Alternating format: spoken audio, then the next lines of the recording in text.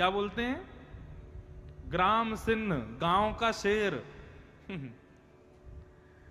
तो कभी कभी म्युनिसिपैलिटी वाले उनको पकड़ लेते हैं, लेकिन अगर किसी ग्राम सिंह के गले में फंदा बंधा हो उसको छोड़ देते हैं, बोले कि किसी का पालतू है, इसको छोड़ दो। ठीक वैसे ही भैया यम के दूत घूमते रहते हैं हम सबको पकड़ने के लिए, लेकिन जैसे ही यमदूत देखते हैं, अरे गले में कंठी माला है, सिर पर तिलक लगा है, चोटी है, धोती है, बोले जरूर ठाकुर जी का, इसको मत पकड़ो, इसको यहीं छोड़ दो, इसको मत पकड़ो। इसलिए भैया दोनों तरफ से अपना कल्याण होगा। हम हिंदू राष्ट्र के भी हो जाएंगे, तिलक आदि लगाएंगे तो, और आध्यात्मिक स्तर पर भी ठाकुर जी के हो जाएंगे। अपने स्वरूप को सत्संगी बनाओ।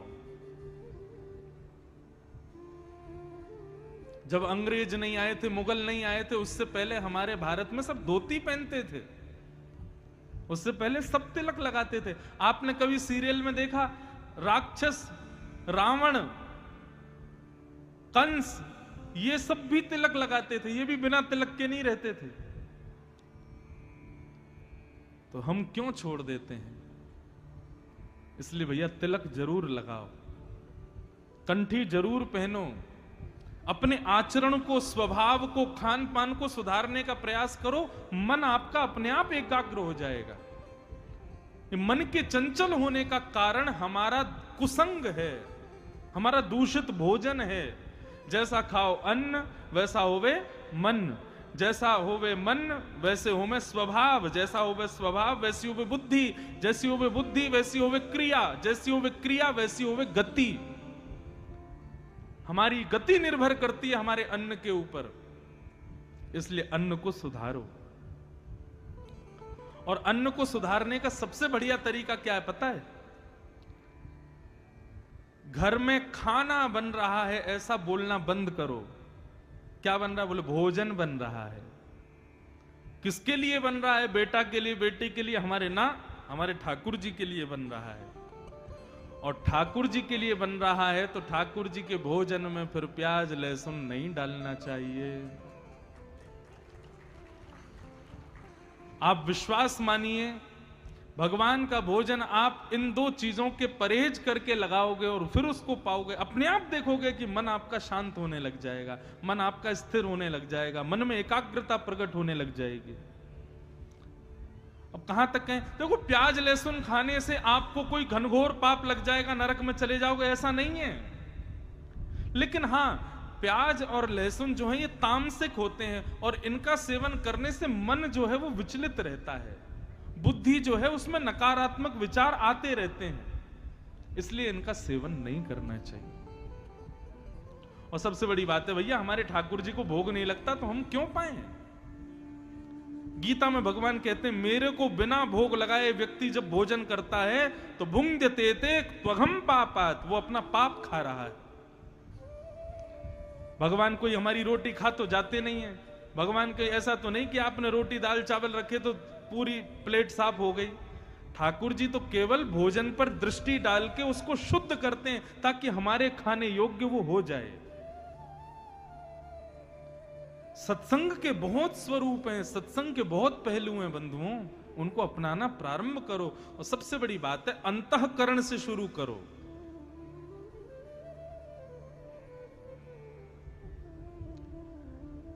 मां, इंद्रियों को दोष मत दो, मन को सुधारो।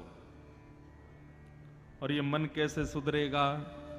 तब भगवान बोले, मैं 5 लक्षण आपको बता रहा हूं, ये 5 लक्षण जिसमें दिखाई दें मां, उनका संग करना प्रारंभ कर दो। बंधुओं, बहुत ध्यान से सुनना, ये 5 लक्षण जिसमें हो उसका या तो संग करो, और यदि ये 5 लक्षण किसी में ना हो तो अपने अंदर लाने का प्रयास करो। और 5 में से कोई एक लक्षण भी किसी के अंदर हो तो भी आप उसका संग कर सकते हो। लेकिन सबसे बड़ी बात हम बताएं, ये 5 लक्षण सुनने के बाद आप भी कहोगे कि भैया इन 5 लक्षणों से युक्त अभी संसार में कोई नहीं है। इसलिए सबसे बढ़िया ये है, 5 लक्षण सुन के अपने अंदर लाओ। कौन कौन से 5 लक्षण? भगवान कपिल अपनी माता देवहूति को बता रहे हैं, मां तितिक्षव कारुणिका श्रुहृदय सर्वदेहिनां अजात शत्रव शांता साधव साधु भूषणा। 5 लक्षण। सबसे पहला लक्षण क्या है? सहनशीलता।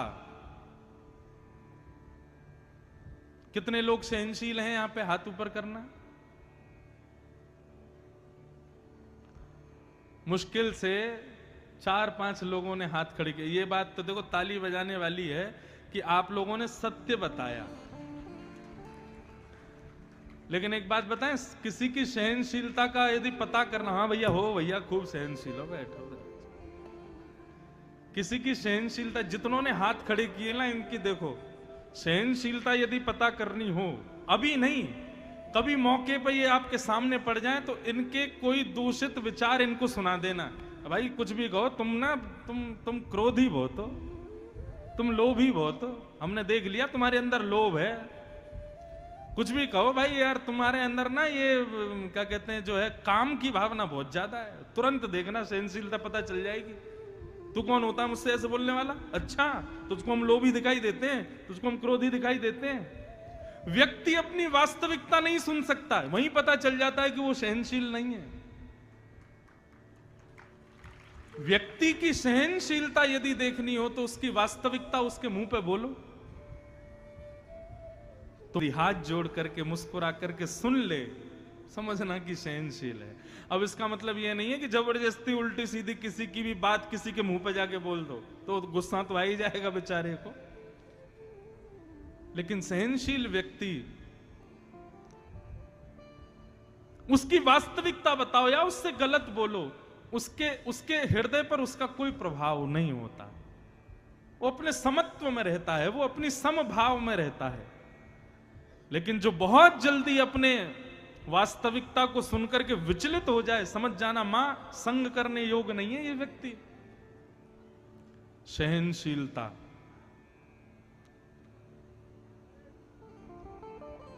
सहनशीलता। सबसे प्रिय संसार में क्या होता है? अपना सम्मान, अपना मान, अपनी प्रतिष्ठा। उस प्रतिष्ठा पर आई एक छोटी सी आंच भी हम सहन नहीं कर पाते, उससे पता चल जाता है हम सहनशील नहीं हैं। इसलिए मां, जिसका संग हम करें उसके अंदर पहला गुण होना चाहिए कि वो सहनशील हो। एक संत गंगा जी में नहा रहे थे और स्नान करते हुए इतने में ही वो बाहर आए तो एक मन चला व्यक्ति आया और उसने पानी पिया और पानी पी के उन पर कुल्ला कर दिया। संत मुस्कुराए और दोबारा गंगा जी में चले गए। स्नान करके पुनः बाहर आए, उसने फिर कुल्ला कर दिया। संत दोबारा चले गए, फिर गंगा में स्नान करके आए, फिर बाहर आए, फिर कुल्ला कर दिया। लेकिन संत के हृदय को जरा भी ठेस नहीं पहुंची। वो चौथी बार फिर गए, स्नान करके बाहर आए तो जो बार बार पानी उन पर फेंक रहा था, उस व्यक्ति को थोड़ा अटपटा लगा। बोले मैं इतने इनके साथ में बुरा कर रहा हूं, इनको गुस्सा ही नहीं आ रहा। अब की बार वो बाहर आए तो उन्होंने चरण पकड़ लिए। बोले महाराज जी, मैंने आपके ऊपर इतना कुल्ला किया, लेकिन आपने बिना क्रोध किए बार बार गंगा में स्नान किया, मैं आपके चरण पकड़ता हूं। महात्मा ने उसको उठाया, उसके चरण में गिर गए। बोले तू मेरे चरण मत पकड़, मैं तेरे चरण पकड़ता हूं। बोले आप क्यों प्रणाम कर रहे हो? मैं तो आपका अपमान कर रहा था, फिर क्यों प्रणाम कर रहे हो? संत ने कहा, बोले हर बार तो मैं एक ही डुबकी लगाता था, आज तेरी वजह से 4-4 डुबकी लगाई मैंने। हर बार तो मैं गंगा जी में एक ही बार प्रवेश करता था, आज तेरी वजह से गंगा मैया ने अपनी गोद में 4 बार मुझे खिलाया है। इसलिए भैया धन्य है, तू आ गया, तेरी वजह से गंगा जी का बार बार आस्वादन हुआ। इसे कहते हैं सहनशीलता। सुनने में बड़ी अच्छी लग रही है, लेकिन करने में उतनी ही कठिन है। बंधु, सहनशील बनो। और हम दावे से कह सकते हैं, भैया घाट घाट के पानी पिए हमने, दुनिया भर में कथा करते हैं, व्यक्ति के अंदर सहनशीलता का सौ भी नहीं होता, बिल्कुल सहनशील नहीं है आज का प्राणी। और हम औरों की क्या कहें, हमारे अंदर भी कहीं ना कहीं ये दुर्गुण होगा कि हम भी सहनशील नहीं है, लेकिन प्रयास करते हैं फिर भी बने। अब आपको क्या लगता है, हजारों लोग कथा सुनते हैं, सब प्रेमी करते हैं? कई लोगों के खत आते हैं, उसमें खूब बढ़िया बढ़िया प्रेमी बातें भी होती हैं। महाराज जी आप कथा ऐसी करते हो, आप तो यूं बोलते हो, आप तो ऐसे कर देते हो, आप तो बार बार अपने बालों पे हाथ फेरते हो। लोग बाग बुराई भी करते हैं तो सहन करना पड़ता है। जरूरी थोड़ी है हजारों लोग सब प्रेम करने वाले ही आते हैं कथा में, दो चार लोग ऐसे भी आते हैं। लेकिन गोस्वामी तुलसीदास जी कहते हैं, निंदक नियरे राखिए, निंदकों को सदा पास रखो। जो आपकी निंदा करे, आपकी बुराई करे, आपके अवगुणों को तुरंत आपके मुंह पे बता दे, उसको संग रखा करो। क्यों? ऐसा व्यक्ति सदैव आपको प्रगतिशील बनाएगा। लेकिन जो बात बात पे आपकी जहाजी अजूरी करें, बार बात पे आपकी प्रशंसा कर दिया करें, आपके मुंह पे ही आपके गुणगा दिया करें, ऐसे व्यक्ति आपको ऊपर उठने से रोक रहे हैं, यही समझिएगा। सहनशील पहला लक्षण, तितिक्षव। दूसरा लक्षण क्या है? तितिक्षव कारुणिका। दूसरा लक्षण है करुणा, मतलब दया। असहायों पे दया करो। मां, मन को यदि शांत करना है तो जिस व्यक्ति का हम संग करें या जो लक्षण हम अपने अंदर लाएं, उसमें दूसरा लक्षण होना चाहिए दया। सब पे दया करो। बंधुओं एक बात बताएं, दया का जन्म होता है क्षमा से। जो व्यक्ति क्षमाशील है वो व्यक्ति दयालु होगा। लेकिन जिसमें क्षमा का गुण नहीं है ना, वो कभी दयालु नहीं हो सकता। कोई बड़े से बड़ा अपराध कर दे आपके साथ, आप उसकी बुद्धि पर दया खाओ। कोई बहुत बड़ा दुष्कृत्य कर दे, आप तब भी उस पर दया करो। बोले हमें दया आ रही है इसकी बुद्धि के ऊपर, हमें दया आ रही है इसके ऊपर, बेचारा कितना संकीर्ण सोच का है। दया, क्षमा करो सबको। क्षमा से दया अपने आप आती है। आपको एक बात बताएं, कई लोग मेरे से प्रश्न करते हैं, महाराज जी आप कहते हैं क्षमा किया करो सबको, लेकिन कोई इतना बड़ा अपराध कर दे कि जिस पर क्षमा नहीं कर सकते, तब हमको क्या करना चाहिए? देखो, लोग कहते हैं कि अपराधी को दंड मिलना चाहिए, बिल्कुल मिलना चाहिए, लेकिन क्षमा, आपको क्या लगता है उससे दंड नहीं मिलता? वह भी एक दंड है। जब आप किसी अपराधी को क्षमा कर देते हैं तो आत्मग्लानि रूपी दंड लगता है उसको अंदर ही अंदर लगता है कि अरे बताओ मैंने इतना बुरा किया, इसने फिर भी क्षमा कर दिया। चलो ये तो थी एक बात, उसको आत्मग्लानि हुई। दूसरी बात, जब आप किसी को क्षमा कर देते हैं अपराध करने के बाद, तो ऐसा नहीं है कि वो व्यक्ति मुक्त हो गया। आपके बदले का जो भाव है वो प्रकृति लेगी उससे। लोग कहते हैं ना, अब भैया हम तो कुछ कहेंगे नहीं, ऊपर वाला सब देख रहा है, अपने आप होगा। यह बात सत्य है।